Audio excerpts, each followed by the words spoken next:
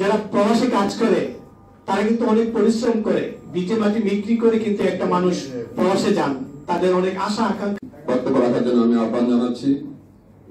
কুয়েতের প্রত্যন্ত অঞ্চলে যিনি শ্রমিকদের দুঃখ দুর্দশা নিয়ে কাজ করেন, আমাদের বন্ধুবর সাংবাদিক আলামিন রানা।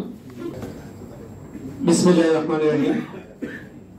আজকের এই প্রবাসী শ্রমিক কল্যাণ পরিষদের সম্মানিত প্রধান অতিথি, বিশেষ অতিথিবৃন্দ, মঞ্চে উপস্থিত বিভিন্ন পর্যায়ের নেতৃবৃন্দ ও আমার সহকর্মী সাংবাদিক ভাইরা, আসলে আমি প্রথমে ধন্যবাদ জানাচ্ছি আমাদের বাংলাদেশ প্রেস ক্লাব কুয়েতের পক্ষ থেকে এই সংগঠনটি করার জন্য। আমি কুয়েতে বাংলাদেশ প্রেস ক্লাবের সিনিয়র ভাইস প্রেসিডেন্ট এবং মাইটিভিতে দীর্ঘদিন যাবৎ কাজ করছি।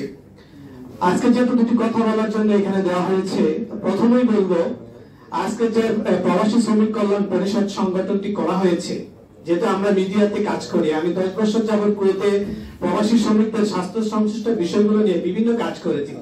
মূলত আমি আপনাদের প্রতি একটি অনুরোধ রাখবো, আমরা আজকের এই সংগঠনে আপনাদের যে দাবিগুলো আছে, আমি আগামী সপ্তাহে করতে যাচ্ছি, আপনাদের দাবিগুলো আমি মাননীয় রাষ্ট্রদূত মহোদয়ের কাছে তুলে ধরবো এবং আমার অনুরোধ থাকবে আপনাদের প্রতি, যারা প্রবাসে কাজ করে তারা কিন্তু অনেক পরিশ্রম করে ভিটে মাটি বিক্রি করে কিন্তু একটা মানুষ প্রবাসে যান, তাদের অনেক আশা আকাঙ্ক্ষা থাকে। সে আশা আকাঙ্ক্ষা কিন্তু দালালের মাধ্যমে কিন্তু অনেক কিন্তু বন্ধু হয়ে থাকে। তো ইতিমধ্যে বাংলাদেশ দূতাবাস কুয়েতে অনেকগুলো পদক্ষেপ নিয়েছেন, যারা দালালি করে, যারা শ্রমিকদের বেতন দেয় না। কিছুদিন আগে দূতাবাস থেকে একজন যারা এই সমস্ত শ্রমিকদের নিয়ে তারা বেতন দিচ্ছে না, দালালি করছে, বা 10,000 টাকার বেতন বা 50,000 টাকা বলে তাদেরকে নিয়ে যারা শ্রমিকদের এমন হয়রানি করছে, একজন প্রবাসী বাংলাদেশিকে কিন্তু শনাক্ত করে দূতাবাসের পক্ষ থেকে তাকে কিন্তু বাংলাদেশে প্রেরণ করা হয়েছে।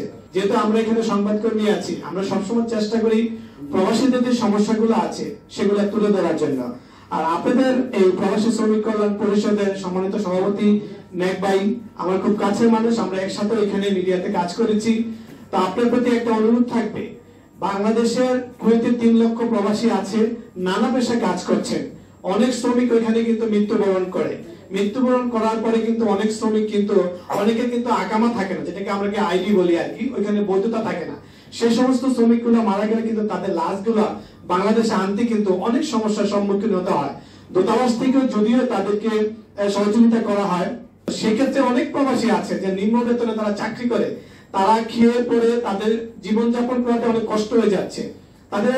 কুয়েতে কিন্তু বর্তমানে কিন্তু যে আপনার হসপিটালগুলোতে এখানে শ্রমিকদের কিন্তু অনেক কঠোর করেছে, যে একটা শ্রমিক আপনার সে 50 দিনের বেতন পায়। একটা শ্রমিক যদি হসপিটালে যেতে হয়, তাকে হসপিটাল এন্ট্রি করতে হলে তাকে 10 দিনের দিতে হবে। তারপরে আপনার বিভিন্ন যে সমস্যাগুলো আছে, তো এই সমস্যাগুলো আপনারা বাংলাদেশের প্রবাসী মন্ত্রণালয়ে তুলে দেবেন।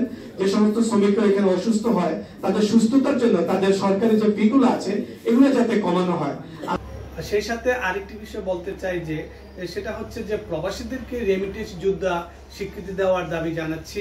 কারণ আমরা সবসময় দেশের অর্থনৈতিক চাকাকে সচল রেখে আসছি এবং যারা ভিসা প্রতারণার সাথে জড়িত আছে তাদেরকে শনাক্ত করে দৃষ্টান্তমূলক শাস্তি দেওয়া হোক, সেটা আমি সরকারের কাছে দাবি করছি। আর আপনাদের প্রবাসী শ্রমিক কল্যাণ পরিষদের যে 10 দফা দাবি আছে সেটা বাস্তবায়ন করার জন্য আপনারা বিভিন্ন দূতাবাসগুলোতে স্মারকলিপি প্রেরণ করতে পারেন। আজকের এই অনুষ্ঠানে আমাকে 2-4টা কথা বলার জন্য আজকের এই অনুষ্ঠানে সম্মানিত সভাপতি সাহেবকে ধন্যবাদ জানাচ্ছি। এই যে আমাদের মধ্যপ্রাচ্যে যারা রয়েছে কি কষ্ট করে তারা, তারপরে আপনাদেরকে বলি, কোনো মানুষ মারা গেলে শেষ পর্যন্ত দূতাবাস কোনো ভূমিকা পালন করে না, সেই তাদের বন্ধু বান্ধবরা মিলে সকলে মিলে চাঁদা তুলে তারপর তাকে ব্যবস্থা করতে হয়। তো প্রবাসীদের জন্য অনেক কাজ আমাদের করণীয় আছে। সত্যিকার অর্থে যে বিদেশে যারা এমবেসিতে যারা আছেন, রাজকীয় হালে থাকে, একদম রাজকীয় হালে, তাদের আরো রাজকীয় করে দিয়েছেন আমাদের সাংবাদিক মান্যবর বলে। এমন উপাধি, এর উপরে বলে আর কোন উপাধি আছে বলে আমার মনে হয় না।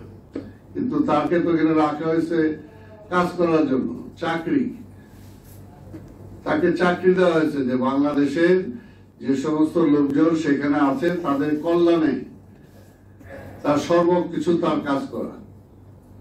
কিন্তু জনগণের কল্যাণ না দেখে তিনি শুধু সরকারে যারা আসবে যাবে থাকবে তাদের কল্যাণ দেখলে আর বাকিটা নিজের দেখলেই হয়।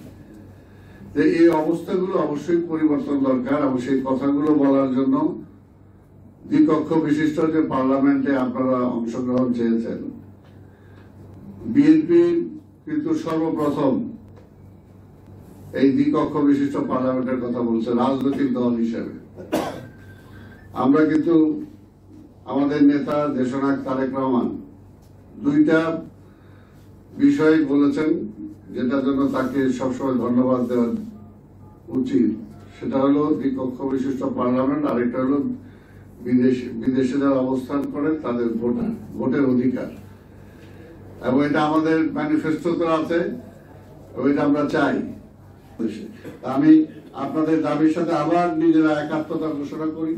এখানে ভাবি আছেন, তিনিও বলেছেন আমাদের জোটের সাথে যারা আছে তারাও এটা অবশ্যই দেখবেন, এবং বিএনপি অবশ্যই, আমি অন্তত কথা দিয়ে যেতে পারি যে বিএনপি যেহেতু বিএনপির দাবি এটা দ্বিকক্ষ বিশিষ্ট, এবং সেখানে বিভিন্ন পেশার বিভিন্ন লোকজন যাতে সেখানে আসতে পারে সেটা তো আমরা চাই, এবং তাছাড়া তো সমস্যার সমাধান করা সম্ভব হয় না। প্রবাসীদের ভোটের অধিকার এটা তো আমাদের দাবি, কাজে এটা তো আমরা চাই, কাজে এই করার জন্য, জনপ্রিয় করার জন্য কাজ করব।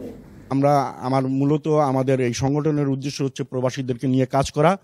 হ্যাঁ, প্রবাসী শ্রমিক কল্যাণ পরিষদ প্রবাসীদের পক্ষে কথা বলবে।